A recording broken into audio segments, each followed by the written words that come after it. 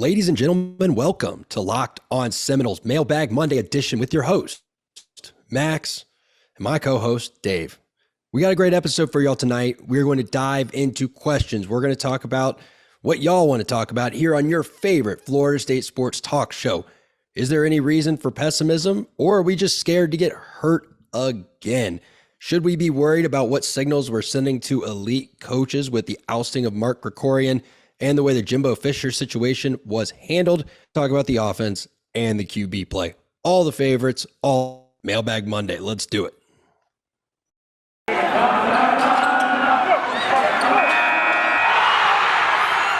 You are Locked On Seminoles, your daily podcast on the Florida State Seminoles, part of the Locked On Podcast Network. Your team every day.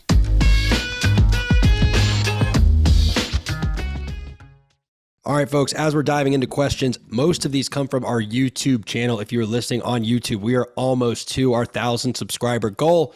Make sure you hit the button down low or up top. Subscribe's down low, bell up. Make sure that you like the video and leave questions if you want to be in a follow-up Mailbag Monday. The first question today comes from Lotto. Lotto says, from what I've read, our team is vastly improved from the last year in terms of talent, and yet there seems to be this pessimism that we might repeat the record from last year. Do you guys think there is any merit to the pessimism, or is it unwarranted? Dave, I'll let you swing first at that. Yeah, that's a loaded question, right? Is there any merit to the pessimism? Yeah, I mean, first you got to define like what optimistic even means, because this is something that I take issue with. To me, if we make a bowl game, that will have met my optimism for the season. For a lot of people. So let's take his question. His question is, he defines his pessimism as repeating last year's record. So let's call it 5 wins. Yeah, I mean, is it possible to win 5 games again? Sure.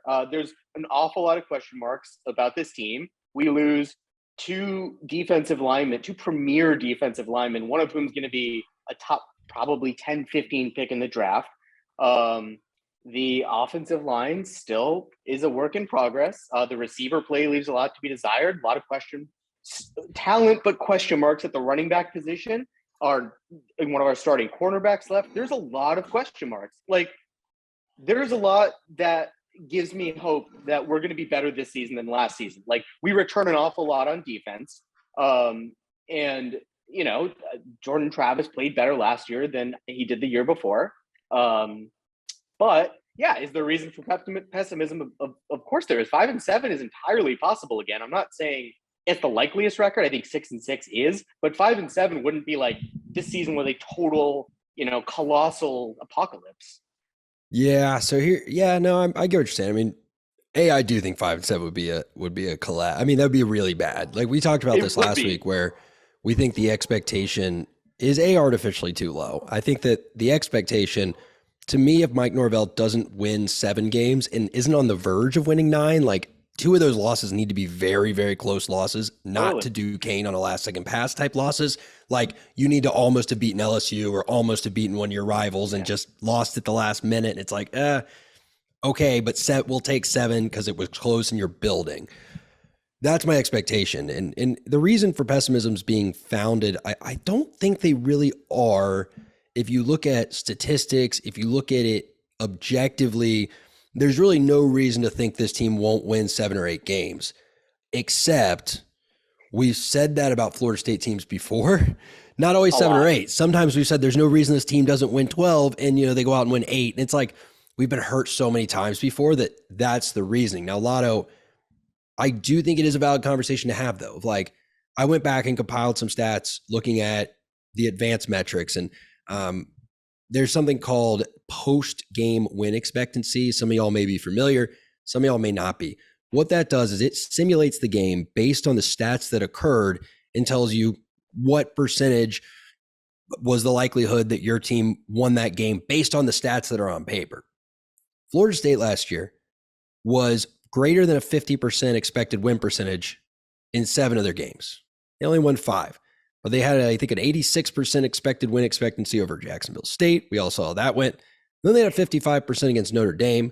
Now, obviously, that's not as high as 85, but point is they were in that game and they could have won.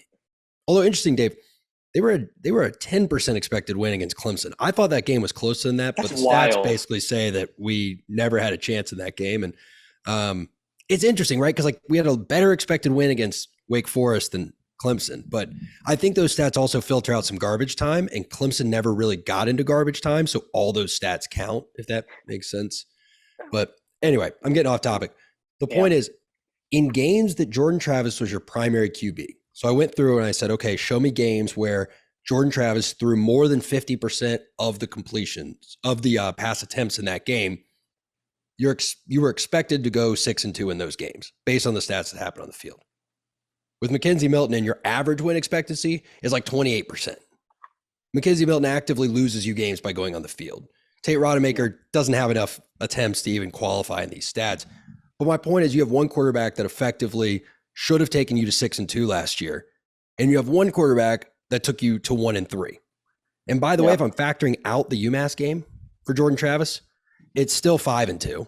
And if I'm factoring in the Jacksonville State as a win for Mackenzie Milton, that was his one expected win. So it's still like he was actually 0-4 on the field. I'm getting a little wonky here, but Dave, you get the point I'm making. Yeah, let me can play all the games. You're in a much better spot. Let me correct something I said. It is close to an apocalypse to repeat last season. However, it's not what I meant was it's not all of that unlikely. Like there are still a lot of different question marks this year and a lot of the same question marks this year than there were last year. We don't have a Jermaine Johnson on this team. Maybe one day Jared Verse will be that, but he and one player shouldn't make all the difference. Yeah, I was outside the quarterback position. But I mean, there are still reasons to have pessimism about the team. Also, reasons to have optimism. Like it's going to be a crapshoot. The record could be 8-4, it could be 5-7. Yeah, and I think that's fair. But I'm going to kind of take his side on this one. That I think there's nothing analytically, even the eye test, that tells me that this team, there's reason to think this team would only win 5 or 6 games. Just looking at stats, they returned 13 of their 15 best defenders last year. Yes, number 1 and number 15 are both gone, and Jermaine Johnson and Keir Thomas. And by the way, I'm not counting Joe Buck at number 8 on Pro Football Focus because he didn't play that many snaps, or Joe Lang, not Joe Buck. Not counting Joe Lang as number 1 or number 8. Take him out. So that makes Akeem Dent actually 15th, I guess, and Keir Thomas number 14. But still, you're bringing back a very experienced defense. And by the way, you just brought in some talent that's hopefully going to make up for that a bit. You're also seeing guys take strides on defense. You got a guy in at linebacker that had over 100 tackles in the FBS last year, the Power 6, right? Not Power 5, but nonetheless, a guy that's played a lot of football and should be able to help you. You got rid of what was a very productive player. Sorry, I take that back. I'm sorry. Jarvis Brownlee's gone as well. So you're losing 3 of your top 15. But Jarvis Brownlee was a locker room issue. We heard that all throughout the season to the point where like he was almost thrown off the team, reportedly, a year ago. And he got his act together and stuck around. But we all saw the temper tantrums on social media. So like, I don't know if his production was enough to warrant what he had become as a negative for the team. And I think, again, Dave, I don't know, man. There's a lot that tells me this should be a better football team. Let's call it like it is. There's the last 4 years are the reasons for pessimism. Like that's what I mean, right? Other than we're not ready to get hurt again, right? Yeah. And that's the point, right? Is the reason for pessimism is I've seen it happen before. Yep. But to the heart of the question, statistically, analytically, all that good stuff, all the big fancy words I have in my lexicon, there's no reason to be pessimistic except for the fact that we've been lied to before, we've been let down before, we've been hurt before, and it's like, I don't want to see it happen again. But I do want to keep answering questions. Dave, you mind if we move on for a second? Before we do that, though, I got to tell the people about Built Bar. Guys, you know the deal. Built Bar is your nutritious, your delicious, the best thing that you can put in your belly at the end of a long day or at the beginning of a day that's going to be really long. It just depends on, what the situation is. You get a good workout, Built Bar. You got a big workout coming up, Built Bar. If there's any time of the day where 17 grams of protein against 5 grams of carbs sounds like a good option, then Built Bar is what you need.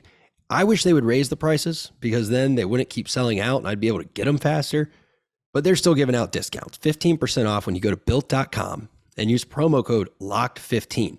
That's built.com, promo code LOCKED15, LOCKED15. And if you want to keep the healthy trend going, guys, your next stop should be Athletic Greens. Now, I know it's easy to convince you to eat a protein bar because a lot of y'all probably do. And I know green juice is like a little different, but hey, don't knock it till you try it. It's one delicious scoop of Athletic Greens. You get 75 high-quality vitamins, minerals, and whole food-sourced superfoods. Plus, you get some probiotics. Help that gut feel a little bit better, and you'll start your day off right. Now, folks, this is a special blend of ingredients that supports your gut health, your nervous system, your immune system, your energy, recovery, focus, and helps combat aging, which who doesn't love that? Guys, it's everything that you need, all right there in one scoop.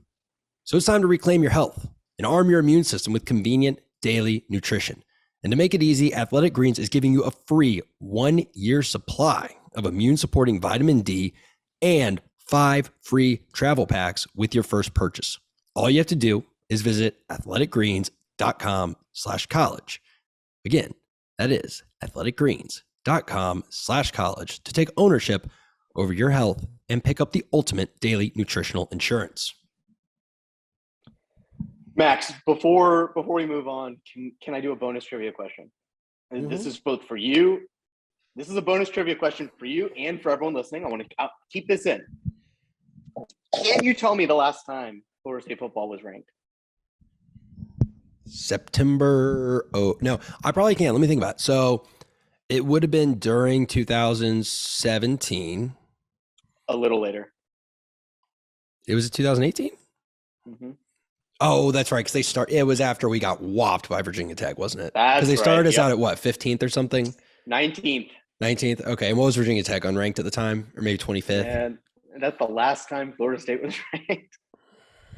Man, that's tough. Yeah. So here's a funny story, guys. I have a running clock from that game up until now because it was like a week after my daughter's, not even like 4 days after my daughter's first birthday. She's about to start kindergarten. So that really puts it in perspective. That's tough. But yeah, let's keep rolling with the questions and maybe it'll help a little bit. I liked this one. I responded to this I responded to this on a comment, and folks, make sure you comment. I'm happy to respond whenever I get a chance. But first, I'm going to go with Lance. We have 2 coaching questions. One, do you think that how things ended with Jimbo and Krikorian, that prospective elite coaches will have a negative perception of FSU coaching jobs, given that these guys won national championships and still weren't given the support, i.e. facilities and assistant coaches, etc.? Dave, I'll go to you on that one. I mean, I'll always go to you because there's only 2 of us, but you know.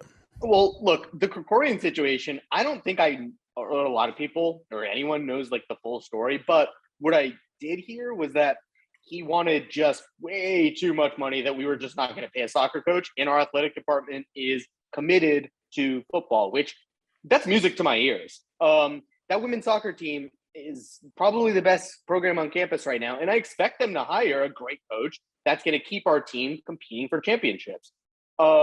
The Jimbo situation, I'll say this. We are not going to outspend Texas A&M in anything. I think Jimbo Fisher knew a lot before we had any ideas that he was already being courted by and would leave for Texas A&M. I think the narrative that like, oh, Florida State just wasn't willing to spend, like, that's kind of bullshit. We were willing to spend. We just don't have Texas A&M money. And I don't think that's going to be an issue because of the athletic department's renewed commitment to football. Yeah, and look, I said it last week. I'll say it again this week.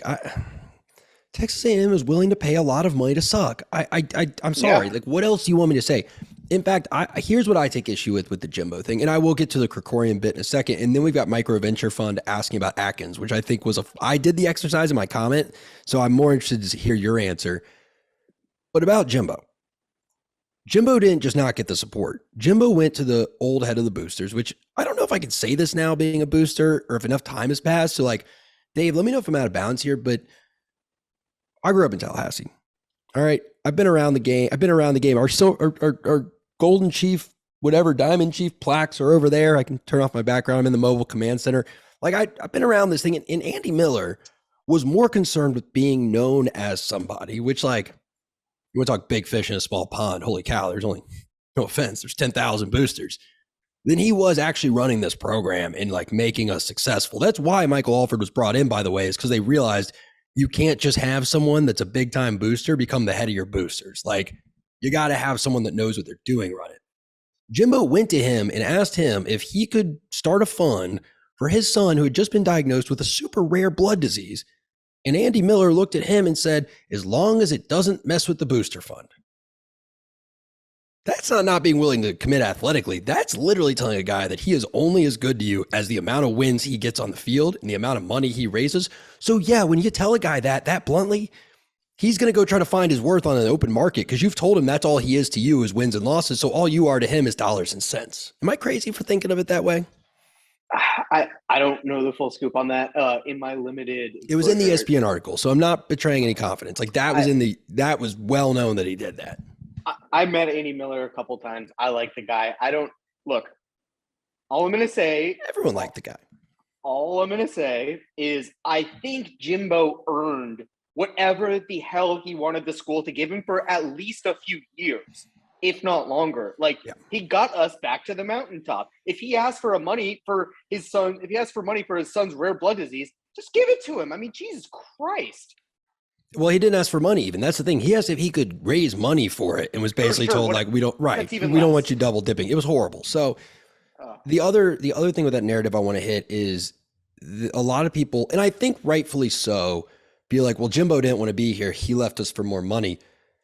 Guys, Jimbo was offered more money a lot, and he kept turning it down. Like, if anything, I think Jimbo really wanted to be in Tallahassee. I think he liked Tallahassee. I think he liked playing for Florida or coaching for Florida State.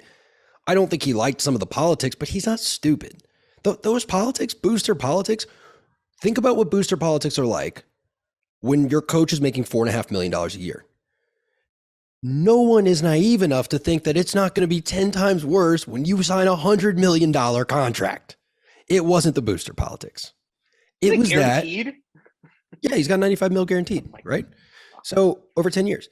And they may have given him a raise or extension. I admittedly don't know if that's been raised or extended. But what I do know is that at a certain point, when someone's offering to double or triple your salary or whatever, and I'm not saying it was double or triple per annum. I'm saying they were giving him 10 years guaranteed. So you look at the total worth of the contract.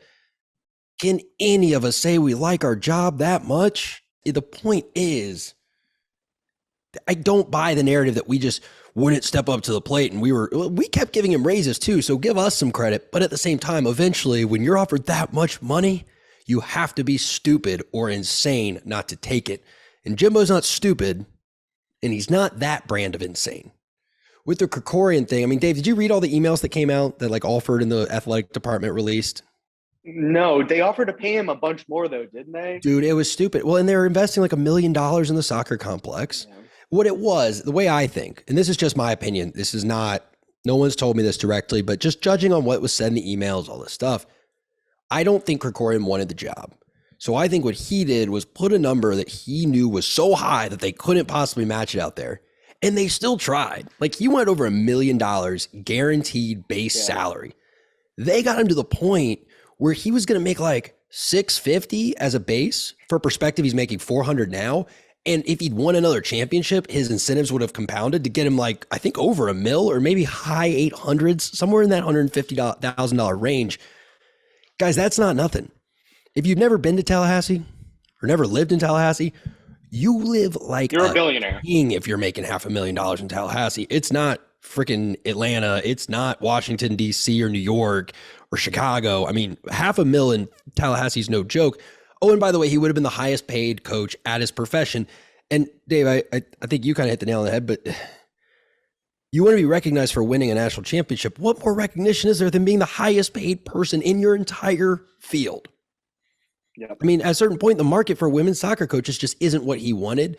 And I don't think it's what he wanted. I think he just didn't want to be here, and he wanted to have like a good reason to leave, if that makes sense. To tie that in though, like if you're thinking, should this scare anyone off in the future? The reasons are just so ridiculous. Goes back to the point. Yeah, sorry. That the reasons are just so ridiculous that I can't imagine somebody being like, I don't know about that Florida State because of what it did to those two. Like, even though it's like pouring money into football right now. Yeah, if anything, the Willie Taggart situation is the biggest knock against you from a coaching perspective. I'm not going to say whether or not it should have happened, but coaches are going to be uneasy if you fire a coach in 21 games. It's that simple, because I think there are probably a lot of coaches that look at that and say, hey, I would have done better in 21 games. But they're also going to have that little voice in the back of their head, and they're going to say, yeah, but why risk it? Like I could make the money here, not have that happen, and not take that risk. I probably would do better at Florida State than Taggart, but let's see how this Norvell guy works out. Now, I think if you run it out with Norvell and you have another year, at least probably two seasons with him, I think that goes away. Because, and this is going to sound really screwed up, and I hope this doesn't happen, but the best thing that could happen would be Norvell wins 5 games this year and you don't fire him, and then he wins like 5 the following year and you finally fire him.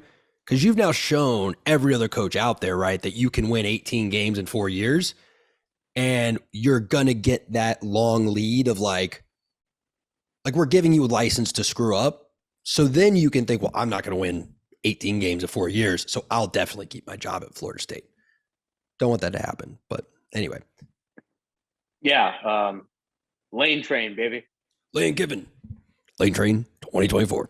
Anyway, I want to get on to this next question about Alex Atkins. But first, folks, I got one more friend of the show to tell you about if I can get my mouse to work on these weird stone countertops. Sorry, it's not the best for laser guided mice. Is it mice or mouses? Anyway, it doesn't matter. BetOnline.ag. It's me. Dave, real quick, what's your favorite bet right now headed into the season? You got any Heisman odds you like? Any win totals you've seen that stick out, or any that you like? Jahmyr Gibbs. Alabama's running backs always run for 15,000 yards a year. It's incredible. Plus their offensive line like opens holes like Moses parting the Red Sea. So yeah, Fair. Always give me an Alabama running back. Yeah, and weren't his odds like crazy? They're like 25,000 or something. Yeah, 2,500 or 19,000, something stupid. Yeah, like 1,900. So 1,900 would be what, 19-1? 19-1 odds. Yeah. So yeah, I mean, Jahmyr Gibbs at 19-1, that's a pretty solid pick. And if y'all like it, head over to betonline.ag, get a little action in now. And hey, look at the bright side. If it's not working out for Jahmyr, you can always hedge that with like Alabama money lines, and they're going to cover those too, right? So go to betonline.ag, use promo code LOCKEDON, and you will get a welcome bonus and all that stuff. betonline.net. Sorry, not AG.net, where the game starts.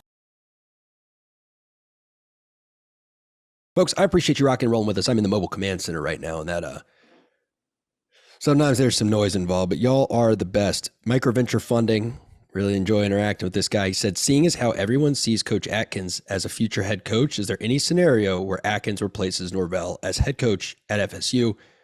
Love the show. The YouTube version's a much watch. Thanks, man. We appreciate it.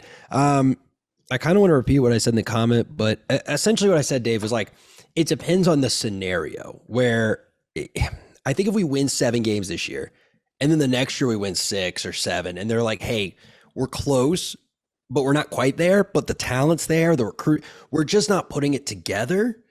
Kind of how Florida, and I know there were some bad losses, but very similar to how, actually, I'd go back. I'd say pretty much how Miami felt about Manny Diaz. Because while it got weird towards the end, there were a lot of people that wanted to keep Manny. It was just like, we're only going to kick Manny out for the absolute perfect coach, which is what they think they found in Cristobal.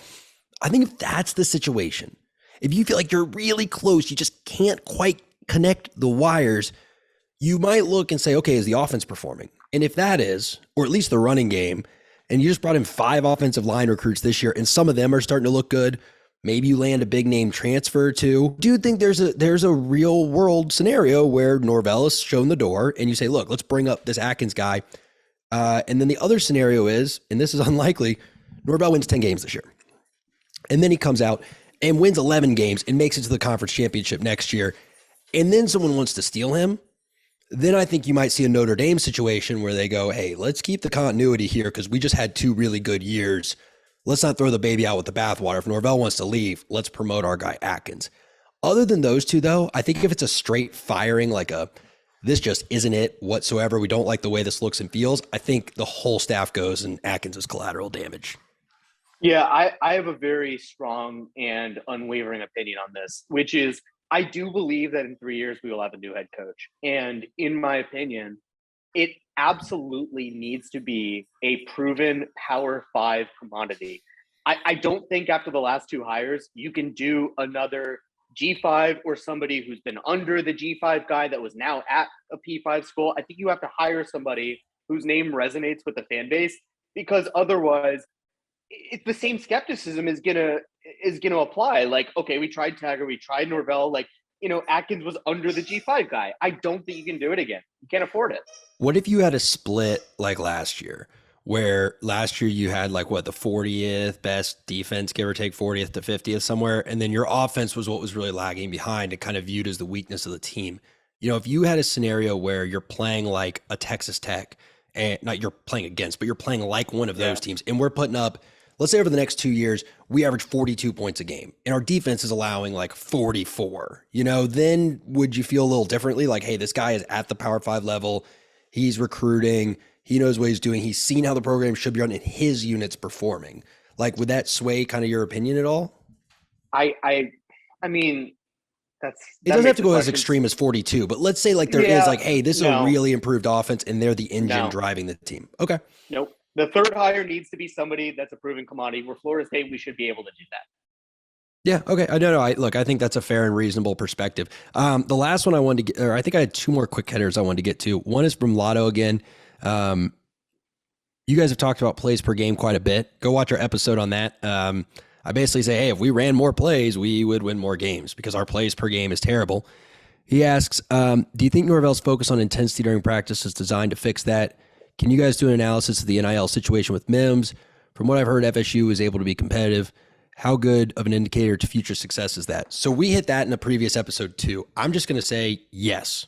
The fact that Mims came on campus should tell you the money was there, because he would not have taken the official visit if he wasn't hearing the money was comparable. And I do think that that sends a very good signal to other players around the nation that if that guy was willing to go visit, it meant the money was there. Therefore, the money will be there for them. The skepticism with the whole Mims situation is in the letdown and the bad reporting, I think, more so than like the fact that he didn't actually make it here. Yeah, we should be getting guys like that on campus. Yeah, and I think it says the fact that we got him. Yeah, we're going to do okay in the NIL stuff. I really believe that. As for the intensity of practice, I think that it's the other way around. I think that they're able to be more intense in practice because they're having to do less teaching of the basics, and that should show us that they're going to run more plays this year. That'll help them be in shape too. But I don't think Norvell's running a more intense practice with the goal in mind of let's run more plays. I think he'll run more plays because he's running a more intense practice, which he is doing sheerly because he has the bandwidth to do it now, because they're not plugging in as much. Because think about 2 years ago, every single person on that team was learning a new playbook and new concepts and new language and just how coaching staff interacted, right? Like, what does good job mean from the coaching staff, right? Y'all all have multiple bosses. For some bosses, good job means, wow, you really knocked out of the park. From some, it means, oh gosh, you suck. So you got to figure that those little things all slow down practice, right? Now we're at the point where there's only like 20 guys on the roster that need that level, and they're going to get that stuff from the other players. And it's like, we can go faster. So we should see more plays if our defense can get stops and our offense can get first downs. I was just going to say, I think whether you see a lot more plays run is going to totally depend on first down, because if we're ineffective on first down, you're going to have a lot of 3 and outs. And if you're going fast and 3 and out, holy shit, your defense is going to get toasted. Yeah, that's called being a Kendall Briles. And folks, we hope we're effective on first down, and we hope that we're effective as your first listen. We appreciate y'all rocking and rolling with me. I actually just noticed that my background is backwards because I like to mirror my screen because I think I look better that way. So thanks again for hanging out with us for Mailbag Monday. Make sure you subscribe to the YouTube and leave your comments on any video. That's where we pull the mailbag from. If you want to be on the next one, we'll look for you down there. I'm Max, that was Dave, and this was Locked On Seminoles. Go Noles. Ooh.